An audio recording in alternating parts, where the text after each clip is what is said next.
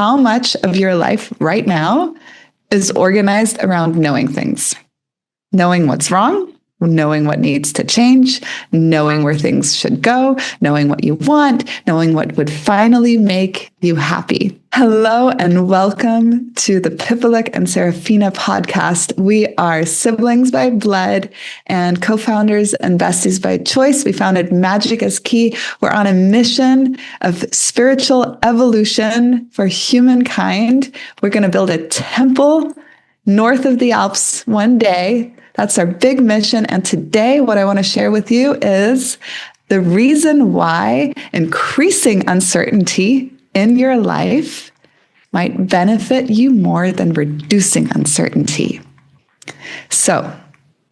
And this is going to be hard for many of us because we always want to know. We want to have all the answers. We pay so much money. The industry is huge for us people, paying money for more clarity, for knowing, for understanding, especially in Western culture. Yeah.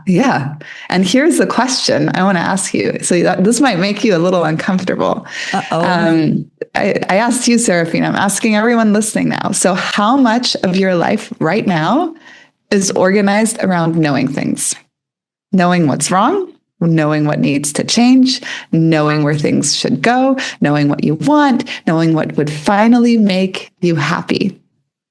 I know many parts of my life are organized around knowing these things or trying to figure them out. So I feel I know them. How about you, Fini? Yeah, same. And I mean, I just heard about how the internet, social media is shaping this even more. It's taking it to the extreme. We're going on vacation. We pre-plan everything. We only go to restaurants where the reviews are amazing. We only go see places where everyone's taking their Insta photos. We're not leaving anything up to chance. And this causes us also to live in the future instead of actually being in the present, because we're always just thinking about, okay, how are we going to do something next? What's the next thing? And where are we going to eat? Where are the reviews good? What are we buying? What are the other people wearing, doing? And we're not experiencing. And here's the thing, we're not in the present. And the thing is, what I've noticed and myself, my clients, and everything going on, all this, what you've just described, is that the more we become certain about reality, the more it costs us. Like what you just mentioned, it costs us being present in the now. But there is another price we are paying that you're going to discover throughout listening to this podcast. And it's a really high price you might want to consider not paying. So what I want to share with you today is an ancient way, truly ancient way of holding reality that is genuinely one of the most healing things I know. And my sense is, my feeling is, especially in Western culture, the one that we grew up in, we have spiritually devolved.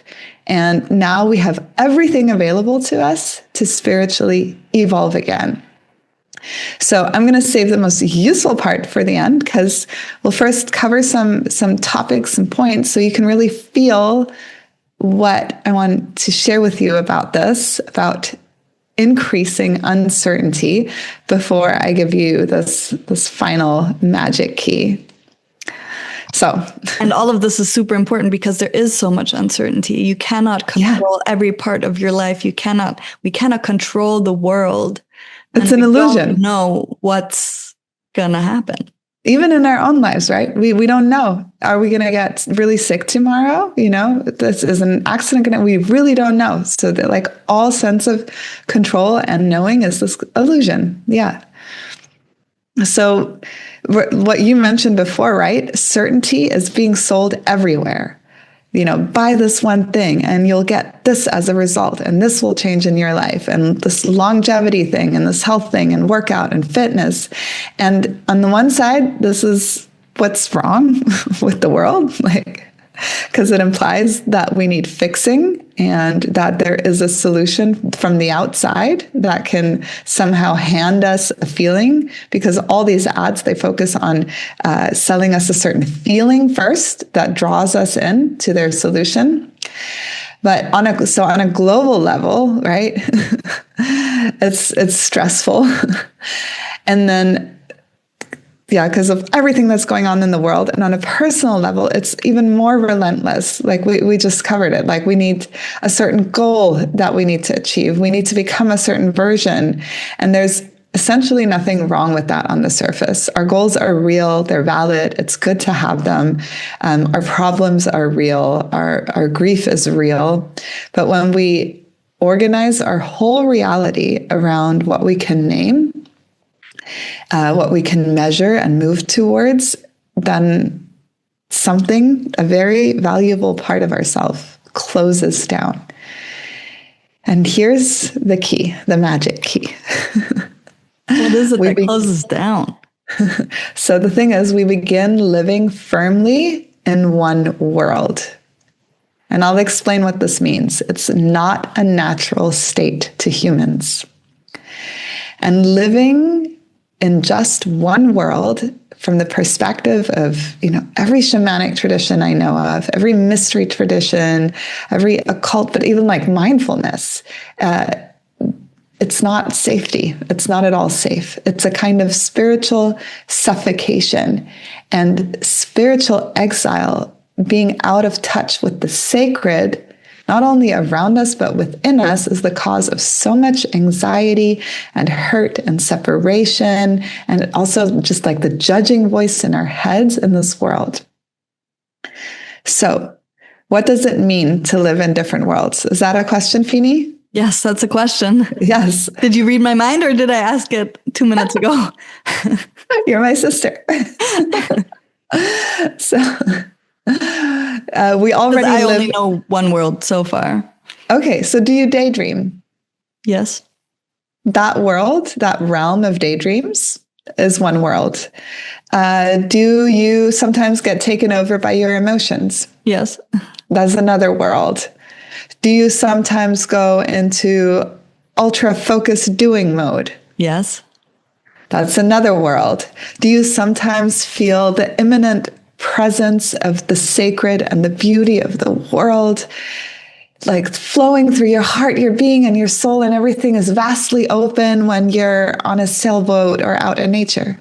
Yeah, exactly. Then on a boat, on the ocean somewhere. On the ocean. That's possibly another in the middle world. of the night with the stars up shining up above. Yes, that's another world. And so it is already natural to us to inhabit all these worlds.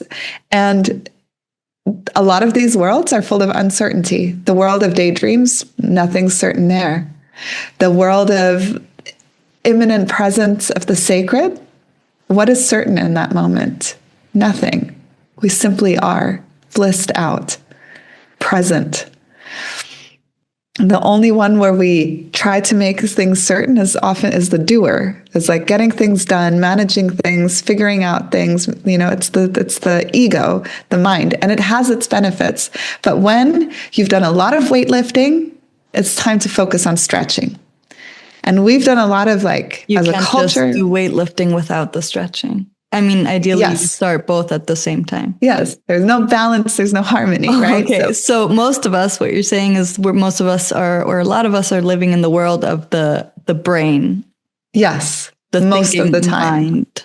But living in several worlds is so natural to us. We don't even notice. Even if you're not conscious of it, you're living in more than one world here and there. Yeah. Yeah. But you're not aware of it. And then that comes with a price. So the traditions that I come from, and so these are some ancient threads of shamanic practice, ancient threads of magic and sacred knowledge and witchcraft. These traditions have always understood that reality is not one thing. It is many things, and all these things are held simultaneously. So you already feel your mind, your perception expanding with just that statement. And it's not just many worlds, it's also many timelines. And we already touched on that we're often just living in the future, or we're just living in the past. That means past. We're living in possible timelines on the future, right? In the future. And we also recreate past timelines every time we remember them. The story changes. So many truths are always existing at once without canceling each other out. And because of some leaders and a lot of people trying to make it otherwise. Here's one truth that we fight for, and other truths cannot exist. Colonialism also caused absolute horrendous devastation because of this way of perceiving the world.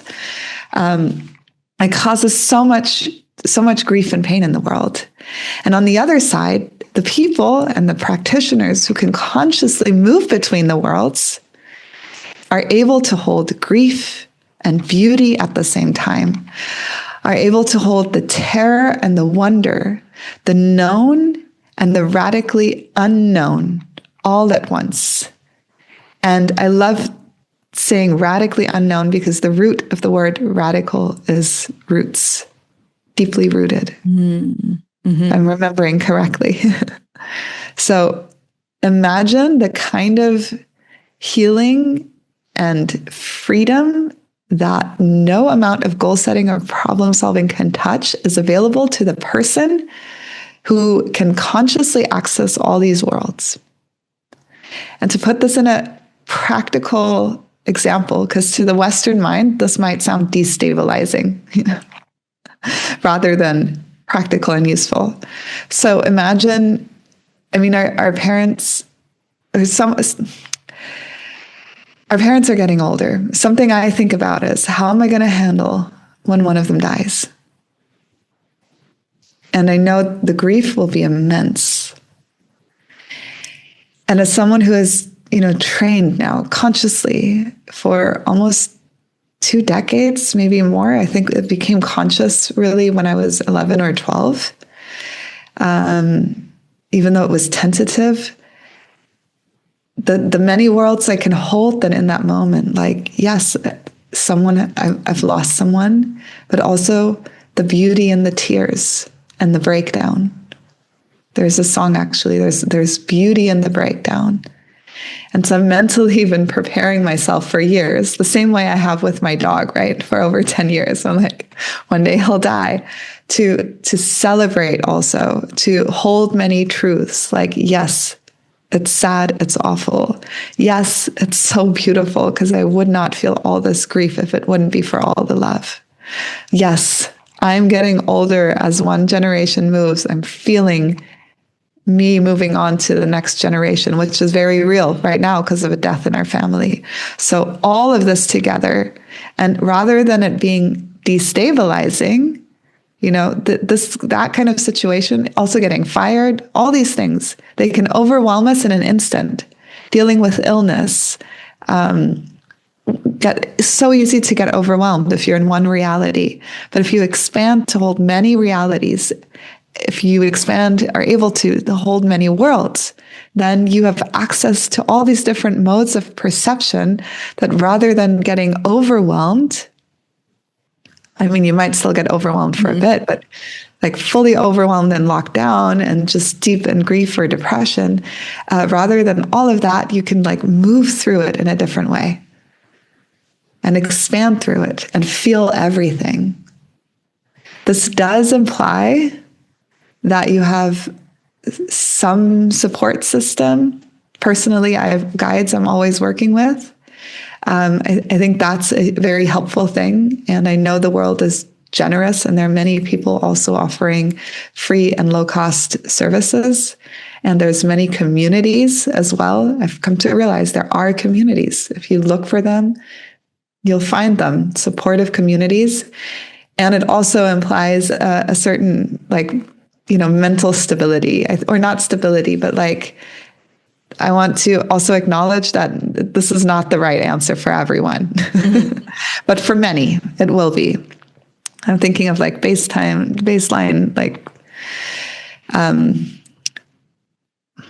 brain.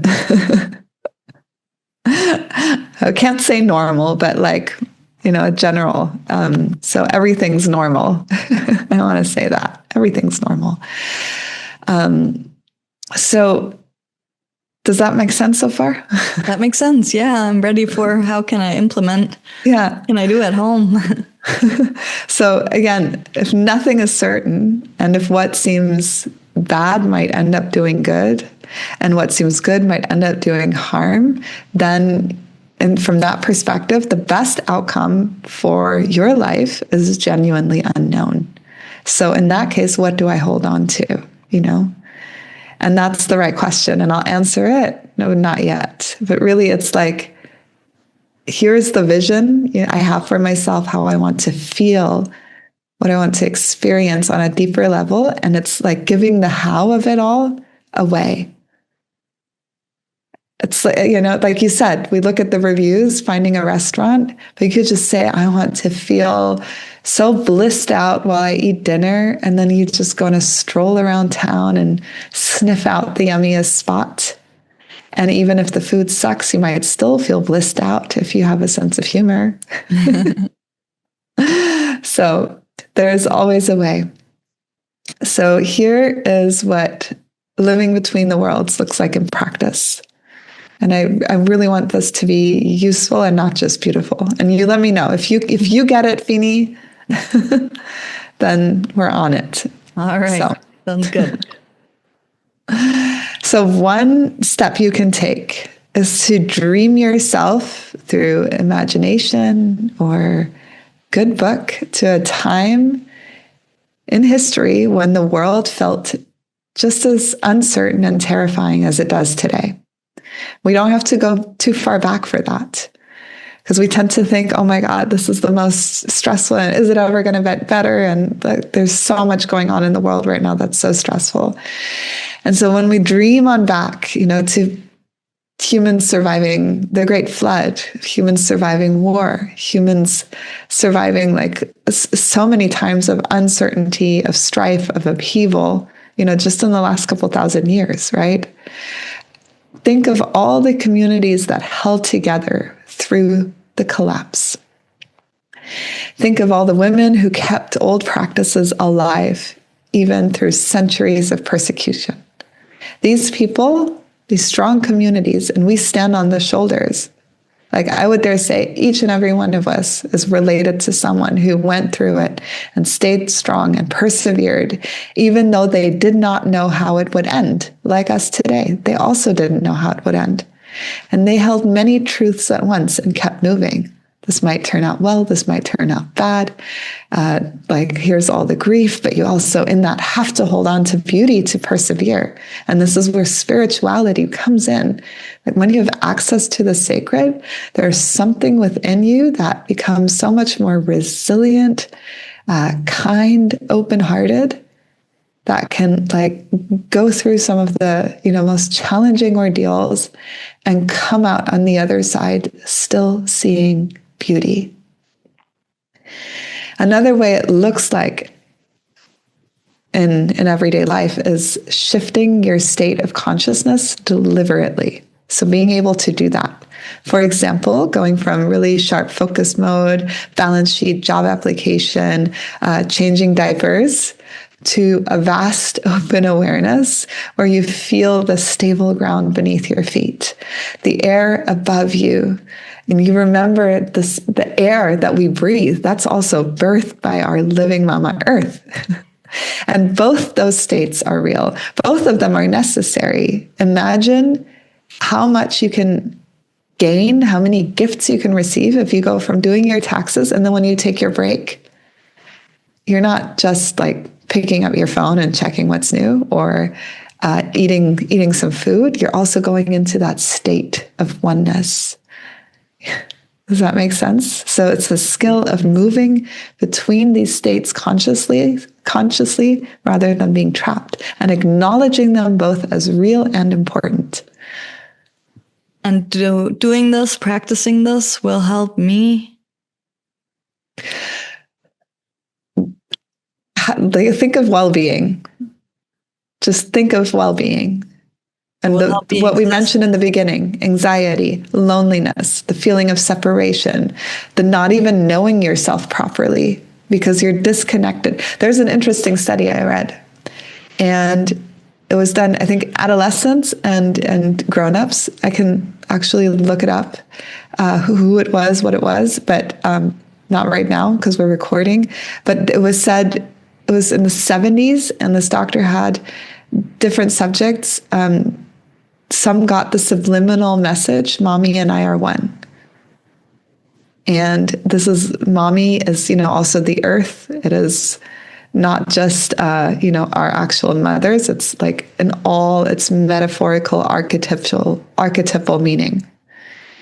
And then others got no message or different messages. And the ones who felt their oneness, that connection with nurture, with mommy, with the sacred, also divine father, I'm sure that would be an interesting additional study. They did better in life. And like on all accounts across the board, And so that's how the state of oneness benefits. That's why we have like a wellness crisis also right now. This idea of separation. I mean, only our mother's generation, our mom didn't do it, but people still do it. Like put their kids in a separate room, cry it out like they need to be independent as soon as possible, when in fact that achieves the exact opposite, because it's not our natural state. We connect, we want to be in community. And even those of us who are introverted and love alone time can still benefit from a deep connection and the ability to orient to a sense of oneness, orient to the sacred in our day-to-day life, and feel that connection. It's strengthening on all accounts. And imagine also if you're doing your taxes or your job, and you go out and you feel the stability and strength of a tree and feel yourself in community with that tree on your break, and then go back, like just that moment of utter well-being and bliss, how does that change how you show up for your work and your life? If you're able to do that, moving between worlds. So this is a big call to finding your way back to connection. Yeah.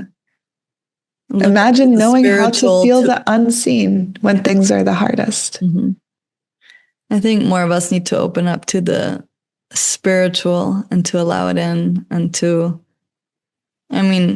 we want spirituality to evolve and to grow with us.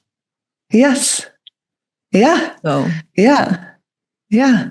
Like, can you feel the spirit of the world, of the nature around you when things are really heavy? When you don't know, like, when you're in deep fear and deep stress, do you know how to open up your heart and your soul and feel the connection to everything? Do you know how to go deep into the waters of your emotions and let them flow through you and move through you so they can process and integrate? Do you even can you hold a stone and feel its stillness and take that stillness in as your medicine? Because you live in the world where everything is alive for a few moments, or maybe at all times. Like everything I'm speaking about now, none of these are metaphors. Other worlds are always touching the one we are in, and you have the capacity to feel them. And I know this because I've watched clients over and over again discover this for the first time, whether in their 40s, 50s, 60s, doesn't matter, 30s.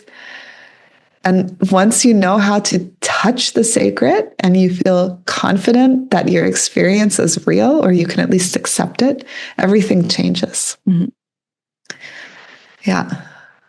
Right. That gets me excited. If you are also excited and you want to try something out, we do have our Journey to Your Essence course. If you want to start out with finding connection to yourself. Yeah. And even better, like what you can look at our website, all the offerings. You might want the apprenticeship, but even better, like if you're unsure, you can have a free compass call with me. Like go on our website, just book a free call and find out which path is best for you right now. Okay, I'm here to talk to you. So let's get to what I promised. Okay, one of the most useful things I know about living between worlds, why it heals, the mechanism of it is this.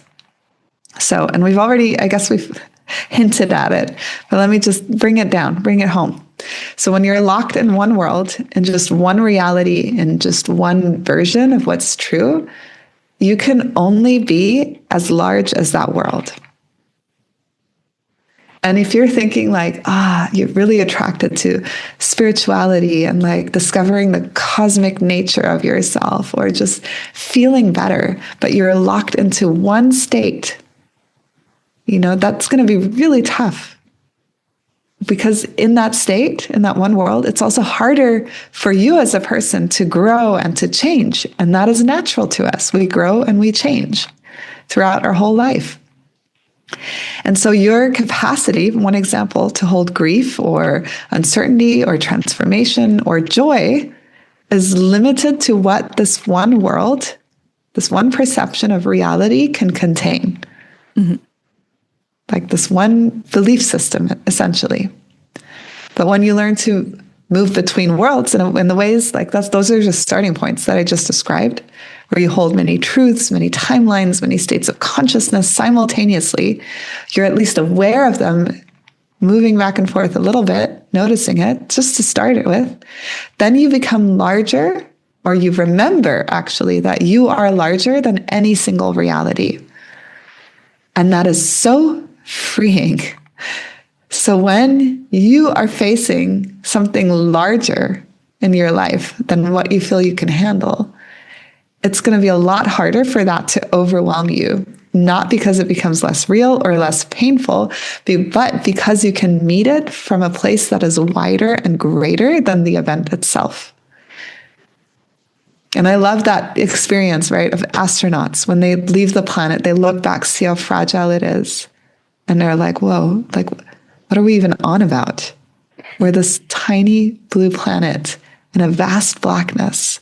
What actually matters? This is similar. That's the overview effect. Mm-hmm. So, and this is something shamanic traditions have always known. Witches, magicians, occult traditions, mystery traditions, magical traditions. So in ancient Egypt, like you find it everywhere. Mystery schools, they would train people towards this, not to escape from reality. And it's interesting also, like the oracles, the priestesses of old were often the most knowledgeable people in a community. And why does our world still, like our Western culture, like either paint it as dangerous or silly somehow, less than? It's a question to ask, So expansion into something large enough to hold it all. That's really the key. And it's a remembering thing. It's an extraordinary thing to have happen also. And I've seen it happen again and again when I guide clients in the apprenticeship. Mm-hmm. I work with someone one-on-one and we can go deep really in this container. This experience of oneness, like sometimes comes every session and it's like miracles happen. And the wonderful thing is that this capacity is not something you have to work towards. It's already in you. Like right now, you already have that capacity. All right. And if you want to learn more about how to tap into that, we'll be talking more on this topic in future podcasts. Yes, for sure. We're very excited that you've been here with us and hope you found this useful, and we hope to see you again. Yes. There's one final thing though. I've got to add some more. One final thing, because it's exciting, right? All right. Because it might sound like these are all advanced spiritual achievements, but I want to bring it down. It's not, of course we can bring finesse to it and all that, but it's just a natural and ancient human capacity that has been educated out of us. And so we're bringing it back in. Right? We need to educate it back in. Like you have a locked treasure chest inside of you with all the most beautiful gold inside. And Bibaluk's here to give you the key. Just gotta be ready for it. Well, you already have the key. But if you're feeling a vibe with me, you can't find the key. You're searching for the key. If you need someone to help you find your key. Yeah.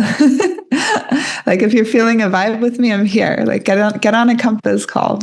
And so I want to leave you with something final, really practical, because I know Fini for time. But here's just one thing, like this week, where you can notice a moment where you're gripping a single version of reality very tightly. one place where certainty feels necessary to you and the unknown feels dangerous. So just for a moment, notice it. And don't try to solve it or fix it. Just pay attention and ask the question, what if there are other worlds, other realities touching this one right now, and I simply haven't felt them yet? They might be blind spots, and just hold that question with a genuine openness. And that's already the beginning of a practice of living between and working with many worlds. And that's it. So see you soon. See you soon. Thank you.